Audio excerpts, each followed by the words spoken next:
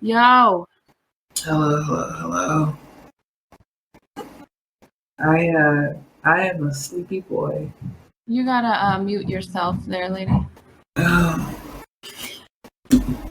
Yeah, I'm sorry. You're a sleepy boy? I am a sleepy boy. Oh no. I am so tired. Did you take a nap? I did. I did not finish my nap. Oh, here we sad. are. Yeah. Fitting. Yeah. When did you start napping? At like 6. I meant in your lifetime. I think. Wait a minute. Ask that question again. Come on, Rafi, come on. When did you start napping in your lifetime? Has there ever been a time in my life where I wasn't napping? I don't know. That's the question. I don't. People... I'm terrible at napping, so. Oh, why? I don't. Anxiety, I assume. Like you can't. Did you hear that? Ralph is sniffing the microphone. Jesus. Ralph. You always got to make an appearance, don't you? I know you miss me. I know it.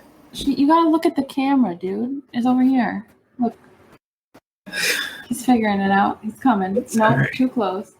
I'll see you. I'm rarely good at napping. The only time that I can nap now, and this has only been like the past 2 years, so pretty much since I turned 30, has been if I'm like extremely sleep deprived. Like got 1 or 2 hours of sleep the night before, then I can nap the next day. But I was a napper when I was a kid, but now, I don't know. Like in my 20s, there was absolutely no napping. I had no time. I had FOMO. I had to get out there. Jeez. I think we've talked about it on the podcast before, but like I love sleeping. Like I genuinely enjoy it. Like I don't just think of sleeping. I think maybe here's the problem. And this is my advice to you as a type B. Here's my type B advice to a type A. You got to stop looking at sleep as something that you need to do. And start looking at it as something that you can do. Like, oh, I can take a nap right now. Doesn't that make you feel good? Yeah, absolutely. I want to, like, what do you get out of sleep? Like, how does it, what about it makes you feel better? Are you actually sleeping when you're in bed? Like, out cold, or you're just like hanging out? Oh yeah, I'm knocked out. So you can just, like, can you fall asleep anywhere? Oh, no. I'm not one of those people. I'm actually jealous of those people who can, like, sleep, like people who can fall asleep on a plane. I'm so jealous. I can't sleep on a plane.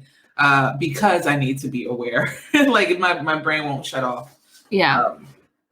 But I mean, I don't know. What is there not to get out of it? I mean, it's cozy. Well, like, I guess what I'm asking is, like, is it like escapism for you? Do you derive just plain, you're just getting pleasure out of it? Yeah. All of the above? Yeah. You need the rest? Are you depressed and that's why you have to sleep all the time? Nah, I sleep when I'm happy. I just like sleeping.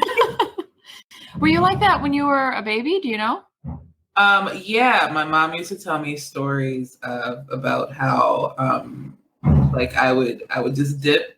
I would be like a toddler, like 1 or 2, and I would just dip, and they would find me like halfway on the bed because I couldn't get up there all the way, like asleep, like halfway on the bed. I always have loved to sleep, and I don't get people who, you know, when did your type A-ness start? Because I don't get people who choose to go through life the difficult way. I definitely often choose a difficult path, even now. I don't realize it, but always. But I don't know. There's some part of me that feels like I need to suffer. I think, like consciously, subconsciously, whatever. Honestly, I was talking to my therapist about this. I think it started in utero because my mom is like that. And I think that's where I got, like, I was getting all of those stress hormones as a fetus. And then I came out and I was just like anxious as fuck. Like that emoji with the like straight across teeth. That's me. You make that face, like unironically. You made it before that emoji even existed, like dead ass. Absolutely. I think someone saw me make that face and they're like, I gotta make that into an emoji. I know exactly what that is. Yeah, I really think it started like before. I don't ever remember not being like that. I napped when I was a kid, like when I was really little, because my grandfather used to nap. So I would nap with him. Like I just followed him around like a puppy. Oh, yeah. The best. So when he was napping, I was napping. But I remember not sleeping. I was just like laying in bed, like waiting for him to wake up so we could like go do the next thing. Like I just wanted to be with him. And we just called it napping. Your grandpa understood. He got it. Yeah, no, I've never, everyone in my family can nap, but I gotta get shit done, man. I have that issue where like I'll decide, okay, I'm gonna rest today, or I'm like not gonna be like physically productive and like get my to-do list out and all of that, and then just start doing stuff, and I'll just like I can't do it. I can't even rest. Like I'll be laying there and I'm like, I'm feeling guilty about not resting. So what did you do when like you were in high school? Were you just this like were you a pulsating ulcer also in high school? I've always been a pulsating ulcer, specifically in high school. I was thinking about this the other day. I was like getting into a little bit of trouble, nothing terrible, but like in middle school, I started to hang out with like a rough crowd. And then in high school, I went to a regional school. So I wasn't, I didn't have my license until I was in my second semester of being a junior. So like the first 2.5 years, I would go to school and I had to take the bus in order to get home. I lived 35 minutes away from my high school. Like walking was not an option. Biking was not an option. There had to be some sort of car involved or bus. So I was like really good in high school because I couldn't fucking go anywhere. And then I would get home from school and I lived in a different town. So I like didn't hang out with the high school students that I went to middle school with.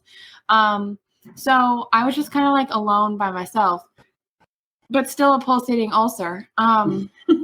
Just like stressed out about schoolwork. My ADHD was really bad back then and I didn't know that I had it. So I was just constantly struggling with everything. And yeah, I was just like trying to do my homework and just trying to not be depressed. I was really fucking depressed when I was in high school. Oh, so that wasn't a good time for you at all? No. And I had to get up really early in the morning. Napping probably would have been great, but in those days it did not happen. It's funny that you talk about like your school being 35 minutes away, because I feel like that's pretty normal, like in Philly. But you guys have public transportation. Yeah, like you have options. There were literally more cows in the town that I went to high school in than there were people. Yeah, no. So I've been riding the bus to school by myself since I was like 9. And being a child on public transportation is not ideal. It's not. No. I mean, I think I go back and forth with it because I think I used to work with people and teach them how to navigate life in different ways. And I always felt like if you live in a city, you have to know how to ride public transportation. You are crippling yourself if you do not know how to navigate the public transportation system. So I like go back and forth with whether or not like kids should be on the bus or not, because it's like you see the worst shit on there. Like it's the worst. I mean, all you have to do is Google the news, you know what I mean, and see how terrible things can be on Philly public transportation. It's very weird. Like I mean, in high school, I had friends, so it wasn't always as bad. But I think, like you, I was alone a lot, and I was alone on like public transportation a lot, and that can be very traumatizing. Yeah. Yeah, high school in general is just traumatizing without public transit. Like the bus was traumatized, like the school bus was traumatizing for me. So I can't imagine what it was like taking a regular bus with like adults and shit. Oh, it was bad. It was bad taking the bus. But I mean, I think for me, like my first year, high school was bad because I was, you know, in a neglectful, abusive household. So every year of school was hard for me. But for me, high school, very like in a way similar to college, but I enjoyed. I don't know. I'll see how I feel at the end of this conversation, whether or not I enjoyed high school more than college. But for me, high school was like an opportunity to get out of the house. Mm-hmm. So I was that kid who would show up to school an hour and a half early and an hour and a half late, because I didn't would rather be there. Home. Yeah. And I mean, it was a little to do at my school because I went to an art school. So, you know, a lot of kids did that. A lot of kids used, you know, all hours of the day to work on projects and things like that. I did not want to be home in those days at all. Freshman year was rough though. It was very, very rough. Being a kid who is from poverty, who is used to being around other kids who are at least poor, even if they're not living in poverty, and then going to a high school where people, you know, literally live in multi-million-dollar homes and realizing there were things I did not know about life. Yeah. That was hard. I had a lot of hard, embarrassing, traumatic moments in freshman year of high school, definitely. Yeah. We had a lot of discrepancy between income levels at my high school too, because like I said, there were more cows than people. So it was a very big farming community, but people of privilege can afford to live in these like giant houses, and they have all of this land. And this is like the type of area that they want to live in because there's like nothing around, and you know, they can afford multiple cars to drive around and all of that kind of stuff. So we had everything from like farmers that have like absolutely nothing, are hoping that their crops do well and they can sell like beef at a higher price this year, to like kids getting a brand new Mercedes before they even have their license. And just like, and not really a whole lot in between. Because no one, like, otherwise, why would you live there? Like, what is the benefit to living in like a shitty area like that? Not that it's like a shitty area, but like just nothing going on. This little podunk little piece of Connecticut. My little northwest corner. What did the other kids do? I mean, you obviously weren't out there with them, but like what did high school kids do besides, I guess, like smoke crack? No, there was no crack smoking. They had a lot of money, so they were smoking, or not smoking anything because their lungs are virgin lungs.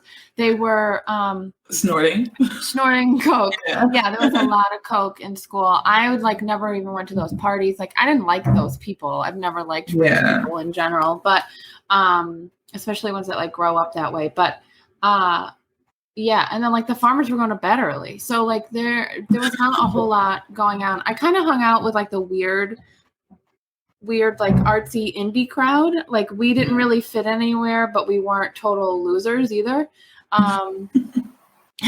We were like one step above the losers. Weren't like, the anime kids? No, but like we were also in that weird, like amorphous state where we could like talk to athletes and we could also talk to like the anime kids, and like everybody was just kind of cool. We just like didn't fit in with anything. We were just like our own weird group. What you're describing was like, 70% of the kids in my high school. Like, you probably would have done well at my high school. Can you hear all this construction? I can. I was going to say something about Jesus. So I had someone move in next door. Like, it's been on and off for the past 2 hours, and I thought they were almost done, and now they're like literally directly underneath me. So like the table is vibrating. He's putting up drywall in the garage. Oh. And it's been like every day one piece of drywall gets put up. And apparently today they decided they're going to do the entire fucking garage because I just said, we're going to record this. Don't mind me, Ralph. I'll send you down there, Ralph. Hopefully that's not too annoying. It's distracting to me, but I got the attention deficit disorder, so we'll see what happens. Yeah, you went to a really interesting high school. Mm-hmm. A little bit different. Did you have to like apply? It's like special for that? Yeah. I had to apply. I had to submit a portfolio. So I went to there. Hey, everybody. Welcome to 16 minutes in. I went to a independent high school where the focus was on design, architecture, and design. So I had 2 hours of studio in the morning, and our entire curriculum was sort of centered around the design process, which I don't remember all these years later, but it is essentially the scientific method, to be honest with you. Yeah, so I went to I had to apply. I had to submit a portfolio of all of my artwork. I went in for an interview and all that. And yeah, most of the kids at my school were, at the time that I went, things changed as the years went on, and the mission of the school sort of changed. But when I was there, most of the kids there were artists of some sort and were wanting to pursue art, a career in art in some way, and some very, very talented people, like incredibly. I went to high school with. I went to high school with a few people who ended up doing really well and sticking with that career field, and now have like really great lives and great careers, and like notoriety and things like that. So it worked, for some people, but we were just a bunch of artsy weirdos, and that was great. I mean, that was my group, but there were like 5 of us. Yeah, what's funny is that there were still cliques at my school. Mm-hmm. And I always would laugh at it. It's like, we're all fucking dorks, like, and we still have cliques. Like, none of us would make it in like a regular public school. You know what I mean? Right. Like, we're too weird, delicate. Yeah, we're too talented. Yeah, even the ones of us that are tough, like we're all fucking, that's just not the environment for us. But we still had cliques. We had first of all, we had the super talented kids. So these were the kids who were like fucking like prodigies, right? Mm-hmm. They were getting all of the internships and all of the like news articles, and they would just like shit out masterpieces. And then you wouldn't see them for the rest of the week because what the fuck do they need to come to school for now? Right. Like just be creative. Yeah. That had to be tough to like have a school schedule and know that you're that good and just like want to create, but also you got to learn English. Like that's gotta suck. Yeah. Well, the thing is, that's the other thing about my school is because it was so, another thing, or maybe it was just me, but like they weren't necessarily the strictest about you needing to be in class or as long as you got your shit done. Yeah, and there was always again in my experience, if you were able to advocate for yourself, the teachers were always willing to.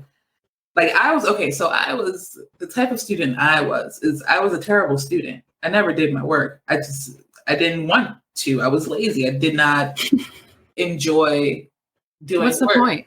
So, I was that kid, and I'm sure any teachers who listen to the show can relate. I was a kid who at the end of the semester was like, hey, can I write you an essay? Yeah, I'd rather do that. To bring the grade up. Can I write you like a 7-page paper or something? And most of the time they'd be like, yeah. And that is how I passed high school. I don't really remember you being a great student in college either. Oh, no, like no. I was, you are for the things that you want to be. Yeah. And without like sound, but like, I'm like a smart person, you know what I mean? Like I don't have to put in for a majority of things. I don't have to put in like a whole bunch of effort to do it well. Which is like a blessing and a curse because sometimes it leads to me not doing it at all, which is how I ended up failing a 1-credit class my senior year of college. Because it just was so unimportant, the class and the work to do. Wait, how do we get on me being a terrible student? You were talking about like how like the different cliques at school. Oh, and, like, how there were some people that were just prodigies and you were not. Yeah. Yeah, I was I was a good, I was good at the I had my own niche. I was pretty good at portraits back in high school. I haven't done one in a very long time, but that was kind of my thing. I did good. I want you to draw. Have you ever done a self-portrait? Yeah, that's what I was really good at. I want you to draw that picture that you just posted on your Instagram. You like turning around in the crib with that look on your face that you still have. It's a baby. Yeah.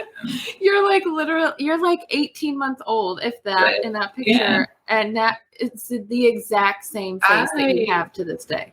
I came out the womb knowing that my life was going to be hard. I knew it. I've always known it. See, that shit happens in utero. Yeah. Oh, no. I mean, your mom was, stressed out during her pregnancy. My mom, we don't even want to get into it. My mom she was pregnant with me. When do you think she knew that she was pregnant with you? Oh, she, I'm trying to think if she ever told me exactly. It wasn't like immediately. Right. No, I imagine her being like 5 months pregnant and then being like, wait a minute. Yeah, no, it was a few months in. She had had like a few miscarriages before she got pregnant with me. So yeah, but it was like my sisters. I have a picture of my mom when she was pregnant with me, before she was showing. And my sister's like, yeah, mommy was pregnant with you here. Like, oh shit. Look at me. No, it was a while. I didn't get enough oxygen, it's fine. Really? Like you had the cord wrapped around your neck and shit? Oh, no. I mean, you just mean that Figuratively. Rough, yeah. Yeah. No, when I was born, I was fine. They thought I was a boy. That's Yeah, not me why too. my I name didn't have any hair. came, but they thought I was a boy. But I grew up into a woman and proved them all wrong. But yeah, no.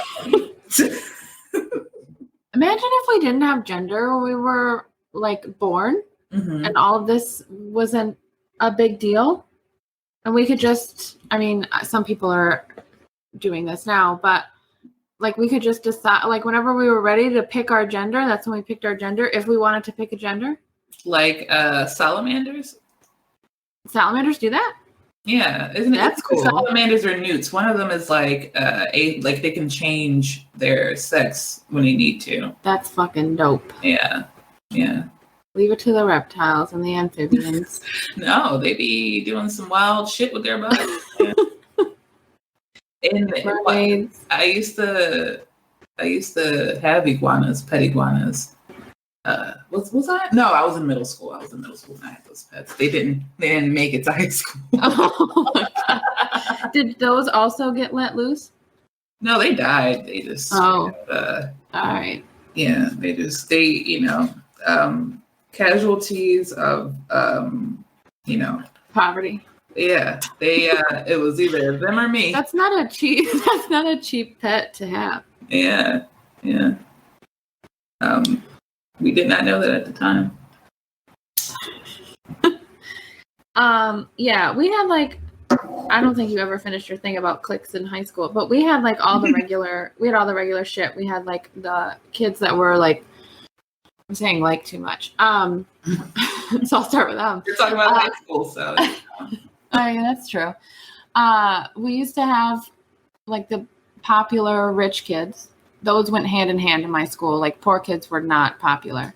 And they were like usually the lead athletes, like the head cheerleader and captain of the football team and all that shit. We had the rich white kids. Yeah. Yeah. Mm-hmm. My school was predominantly white. So pretty much all of it. Mine was maybe like, mine was still majority white, I'd say like 60%, maybe 55, 60%. We were like 90%. Yeah. But that's where we were.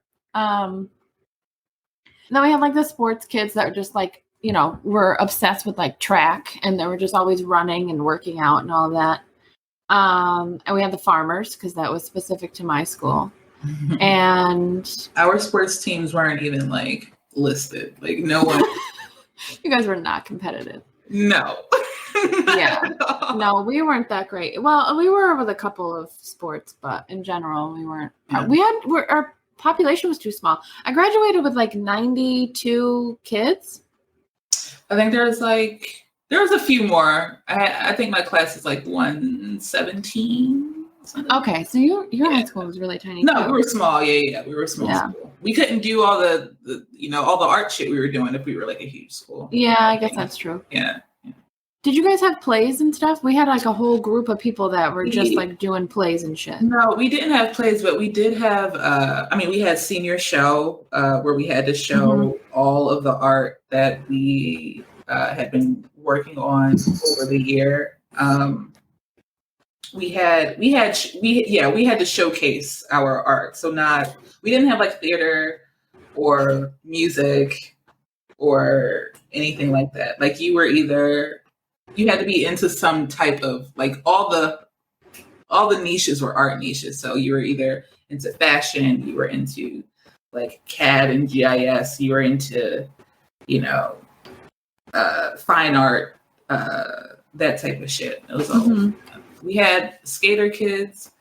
We had hung out with some of them. We had the anime kids. We had and then it was just everybody else. What was your art discipline? I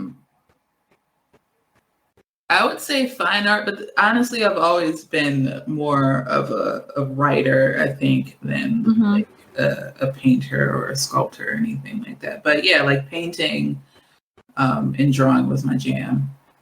Why, so you had to be young when you were doing that stuff, and then you decided were you planning on doing an art career? So when I was pretty, I've had like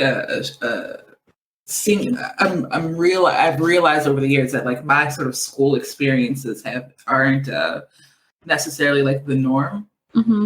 So I was fortunate enough to always have some sort of art or elective like in my school year. So when I was in middle school, I was really good at art, and my art teacher recognized that and then recommended that I apply to the high school that I ended up going to. Got it.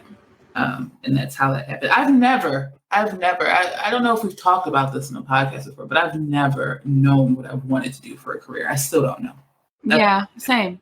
No, I have no direction, no purpose, no, I'm just flowing. When, again, maybe we've talked about this before, but again, like when people would ask me when I was a kid, what do you want to be when you grow up? I would just say, a generic answer. But I have and had no clue. I've always just been navigating my life by what people who I think are smarter than me tell me what to do.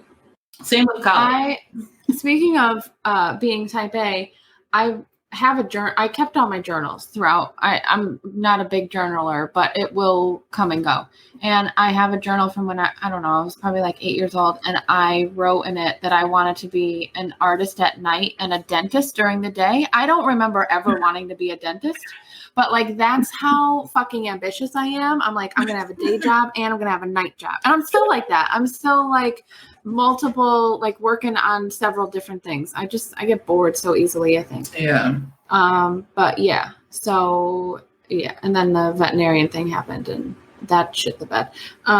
So yeah, I got no direction or purpose. Yeah. I don't know what it's like to never feel like you have, or you want a career or like what you want to do for a career. But I can say that thinking that I know what I want to do for so long and being so focused on it, and then all of a sudden deciding I don't want this and feeling like you don't have any other options, but also all of the options is very debilitating. It is, yes. And I know exactly what you're talking about. It's different than you because you, like, being a vet was like your identity for like literally the everything. entire time I knew you. And then you're like, I'm out of this bitch. And I'm like, I dropped out of grad school too. Drop out, please. Yay. But I'll be honest with you, like my career has just been a series of me being like, oh, I'm good at this. Let me just see if I can make a living doing it. I mean, I really think that's what life is all about. It's like you figure out what you're good at and how to monetize it. Yeah, but I don't like that though. I don't either. No. I just want to do whatever I want to do. And some days I'm not going to want to do that. Everything feels like it's a box and we're just supposed to be putting shit in boxes. Speaking of putting shit in fucking boxes, what is the point of a goddamn guidance counselor in high school? So here's again, I actually had a good guidance counselor. Yeah.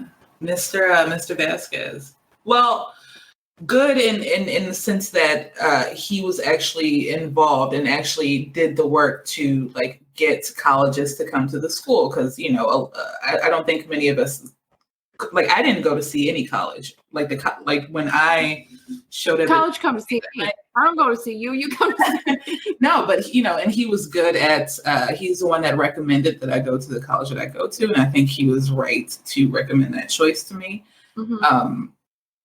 So he actually did his job in terms of like trying to help the kids who actually showed interest in navigating away from high school to help them navigate away from that. He then left and started living a very interesting life. I mean, he was always always an interesting man. He's this very like I think he was Mexican. This like very well spoken, put together, clean the store like gay Mexican man. This is an interesting picture you're painting. Yeah, he was always so interesting to talk to because it was always like he was kind of talking down to you. But like, yeah, he's right. I'm kind of a piece of shit. It was very funny. But he's also really funny. He had a sense of humor. Yeah, shout out to Mr. Vasquez. I hope you're doing well. Mine just always felt like they were I had a few in like my regular counselor was shit though, like the regular. Yeah. Okay. So like we all had them assigned based on like our last name or whatever. But when I was like I had to go when I was like in elementary school because my parents were divorced and I was like the anomaly apparently, and they were all like, "You need to go and see the counselor once a week," and blah blah blah. I'm like, all right. Anyway, so the ones that I had in elementary school and middle school were fine, but when I went to high school, like just not helpful at all. Just made me feel like an absolute piece of garbage. Like your SAT scores can't really get you in anywhere. And I'm like, they're not that bad. Like they're just average, but they're not, I'm not applying to Yale. Like who gives a shit? Whereas my guidance counselor is like, fuck those scores. Like, so here's the schools that don't require an SAT score. To me, he was like, here are a bunch of colleges with rolling admissions because I know your ass can never do anything by deadline. So but that's like how you should be. That's a good teacher. That's good guidance to have, to like understand your students and then find solutions for them instead of being like, you don't fit in this box, so you're just like not gonna make it. You either need to fucking figure it out and change, or you're just gonna live at home forever. He told me that I would end up marrying a white man. He's like, that's just your personality. That's what I see happening for you. We'll see. Applicants need apply. Well, so a little bit of a lot of a divergence, but when you were speaking about being in a space where like you are sort of realizing that the things you wanted your whole life, maybe you don't actually want. I'm going through that right now. I'm going through that right now. I'm going through a second quarter life crisis. I had my first one when I was like 24, 25. I'm having another. Wouldn't this be like your third life crisis? Not like third, like this is your third one, but like your the third quarter. Yeah, however that works. Your third period. Yeah. I've talked about this on the show about like, but like I don't know. I'm changing my feelings on like marriage and long-term commitment and things like that. And I'm realizing that what I thought I wanted out of like a relationship is maybe not actually what I want. And it's freaking me out. Yeah. So I call this an existential crisis, and I have these nightly.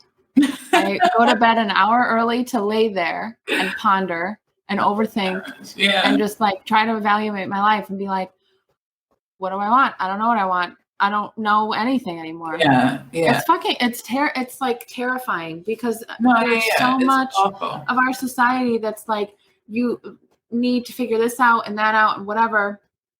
And then all of a sudden we're like, well, wait, but what if I change my mind? Yeah. Like so there's no room for that. Yeah. Like if I think about back to when I was in high school and I think about the life that I wanted then, the life that I like craved, actually I have that life now. And that's great. That's fantastic. But then it's like, well, wait, I'm not a kid. Like my goals are different now. So it's like you get maybe a second to be like, oh, well, that's nice that I achieved that. my therapist that you love so much. Such a lack of satisfaction. Absolutely. And my life has become so unsatisfactory, and I'm trying to find like satisfaction in things. Yeah. And it's just not like I have no joy left. Yeah. I'm just Like going what?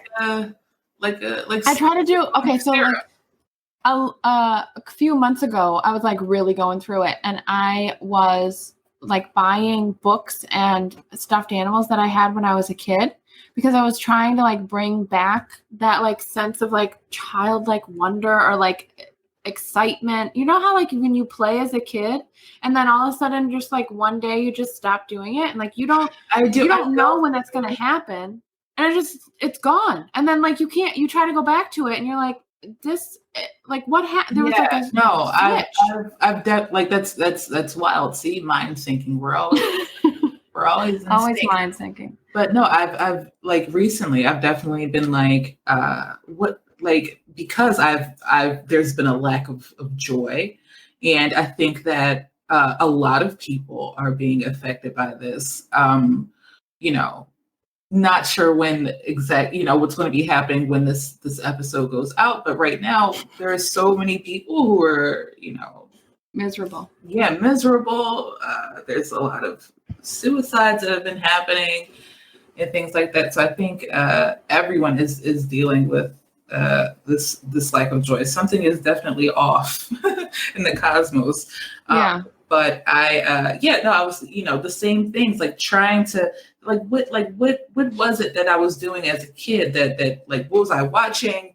What I was like when I was a kid, I was really into the internet.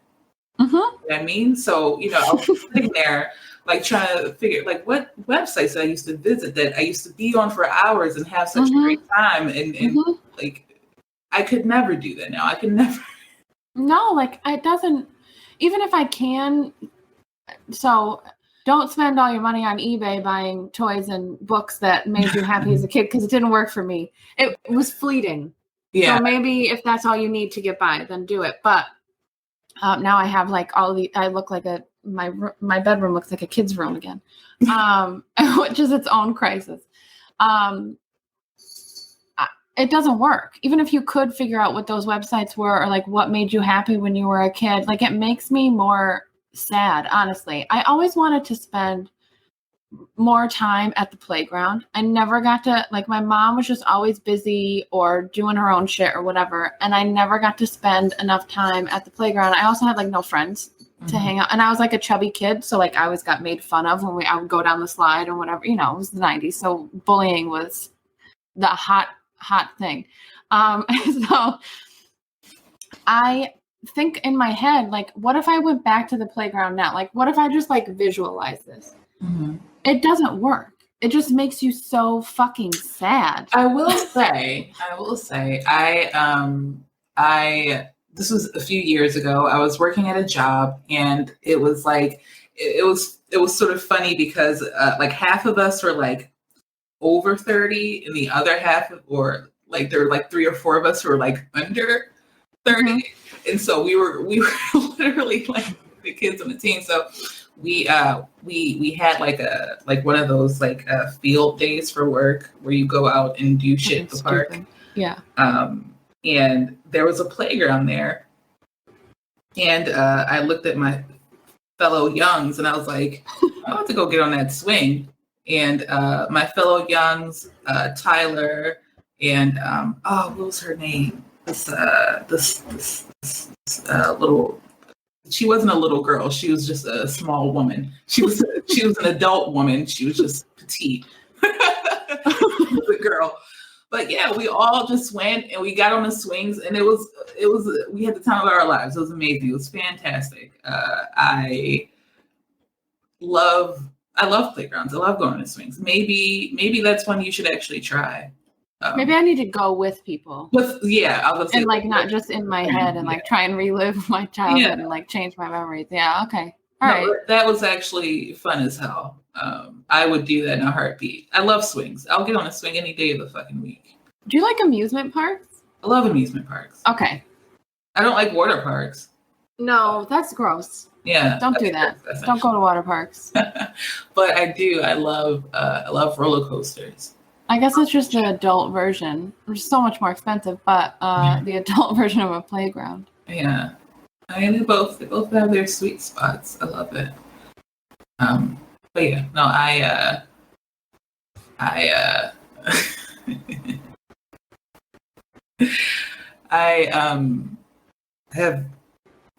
was at this is a quick funny story about a water park. I was at a water park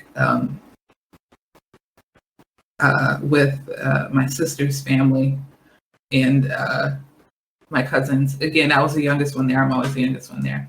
But I don't know how to swim, and I also wear glasses. And they convinced me to get into the wave pool. And the waves were coming. I was by the wall because I'm like, I'm gonna die. So I'm by the wall. So I'm like, at least if I get pulled under, I have something to grab onto. The wave comes, it knocks off my glasses.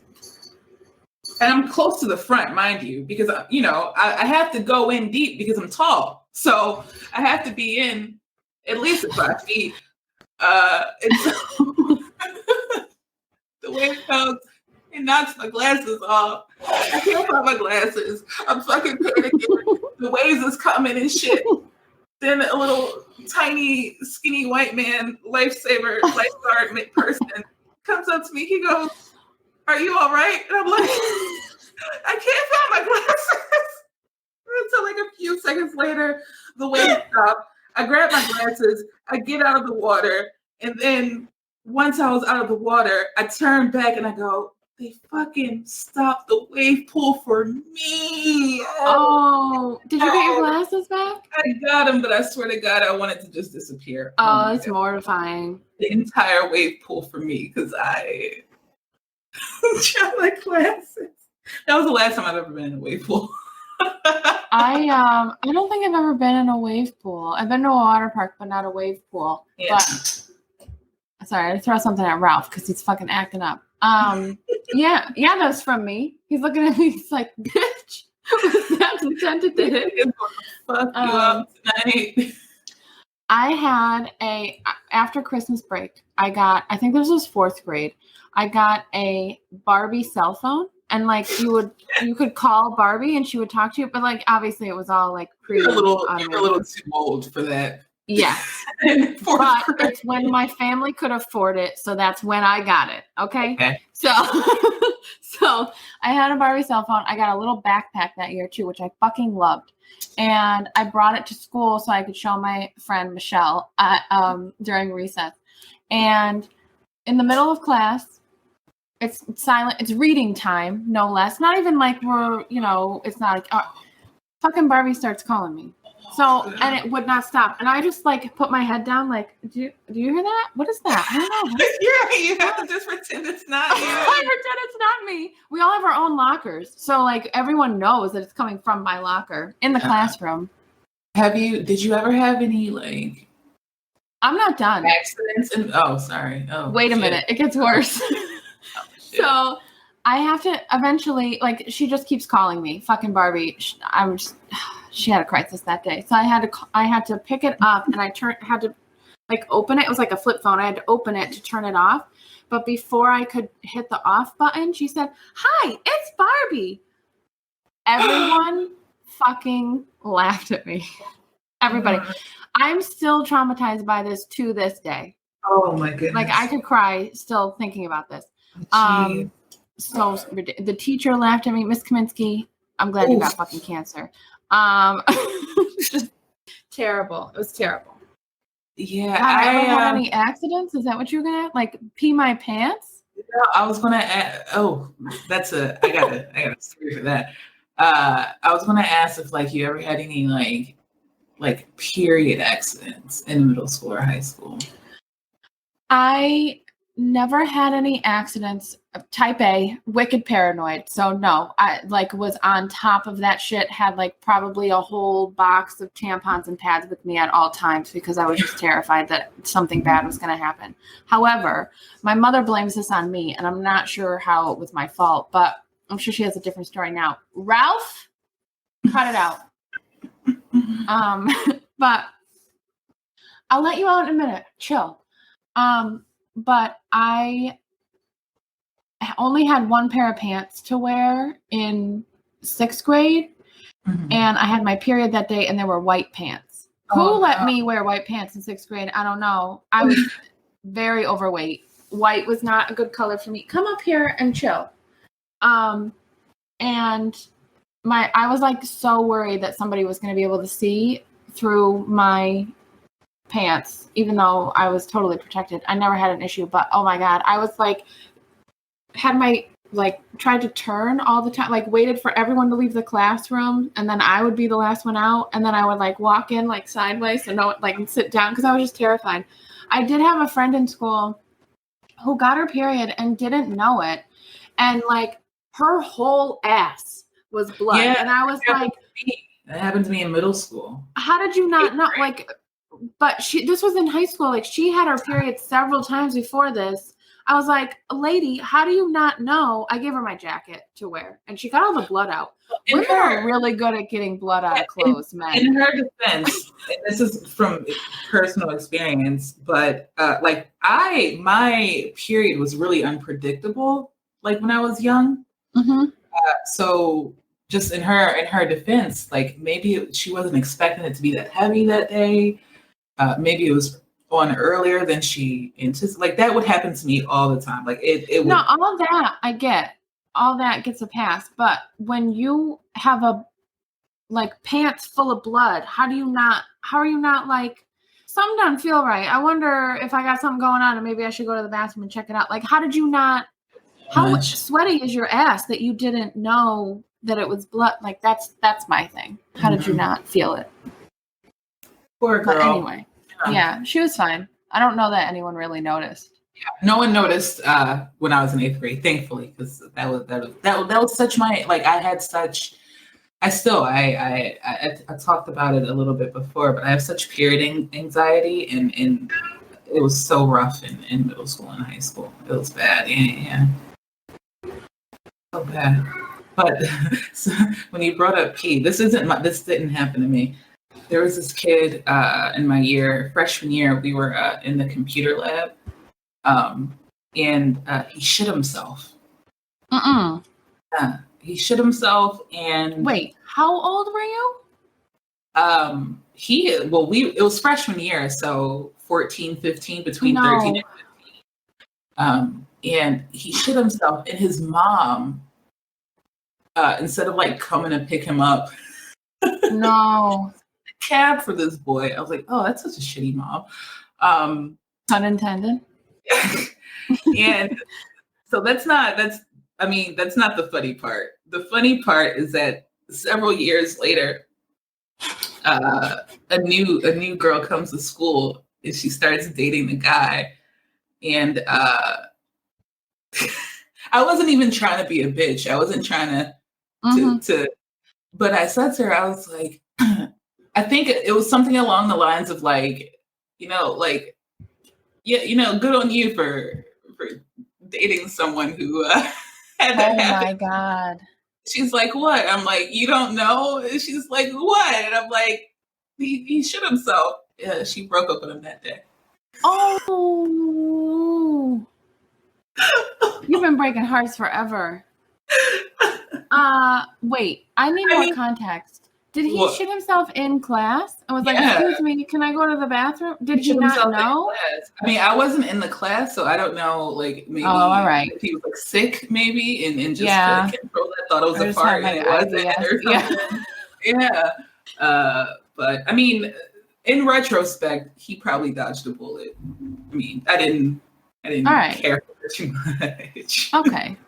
All right. So you're doing the Lord's work. But yeah, like that's a hard thing to live down. He managed. Yeah. Like, I think he was. I mean, I wasn't friends with him, but yeah, I can't imagine that. We had a lot of pukers. We had a lot of kids that like threw up, but mostly people like felt bad for them. Yeah, because they were sick and like didn't, they just got sick really fast or whatever. Yeah. I was always fucking falling down in school. Like when I was younger, not in high school, but like when I was younger, I always had skin needs. To this day, my knees won't tan because like I lost the layer that has pigment in it. Like they're just white all the time. David Amenta, Frank Levinsky, I'm talking to you. Fucking pushing me down on the playground. What's his name? Frank Levinsky and David Amenta. Ugh. Mm-hmm. Dave. Ugh. Because I wanted to play. They sound like bullies. Right? I don't even know that they were like good friends, but like I wanted to always play boy things. I wanted to play basketball, baseball, football, whatever. And they were like, no, you can't play with us, and like pushed me down. And my mother always made me wear tights and dresses and stuff like that. And I was like, I want to wear pants. Like I want to wear fucking pants. Let me wear some fucking pants. The only time she would put me in anything but a dress is when it was hot out. She put bike shorts on me.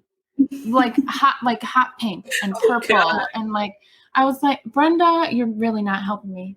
Yeah, no, I was also big into I need to be wearing pants and closed-toed shoes. Mom used to always try to make me wear sandals. I hated that shit. Ugh. You know how I feel about it. Yeah, no, I still can't do the open-toed shoes thing. So gross. I am glad that I made it out of high school. Amen to that. I'm glad that I made it out of every stage of school. I'm glad that I made it through every grade. Yeah, through life. I'm glad that I made it through life so far. So far. No. I mean, I don't know if there's anything I would do again. I was not like a great person in high school. I mean, I'm not like a great person. Who is? Like, what is a good teenager? Like, I think that's part of like growing up though. But man, it was a wild ride. Some fun experiences. Don't be an asshole, but don't worry if you are. You'll grow out of it. Yeah. You know, just if you feel bad about it, that's enough. Yeah. Maybe you should apologize. But only if you can do so nicely. You know, like some people don't know how to apologize. They're like, sorry I did that, but this is why you should not be a fat fuck. You know, like that's not the way to go. Yeah, no, I'm not. I don't need anyone who was bad to me to apologize to me. I'm also not going to apologize to anybody that because also, like, you know, everyone does bad shit. Like, you know, maybe the bad shit I did was your karma. Don't we grow from adversity? Maybe we should have, maybe it was a good thing that we were bad to some people. Somebody had to teach them a lesson. Somebody. Well, I hope we've taught you all a lesson today, dear listeners. I hope that we taught you. We didn't teach you shit. Nah, that's all right. Just get through. Just get through. Well, if you are listening, you've already been through it. I don't encourage anyone who isn't an adult to listen to this podcast. But don't dwell on it. Don't dwell on high school. Yeah, just it happened. It's over. Be thankful it's done. I'm thankful. I was gonna try to do like a sexual innuendo, but it's not working. Wow, this is the first time ever. I'm a sleepy boy. Good night, everybody. I'm a sleepy boy.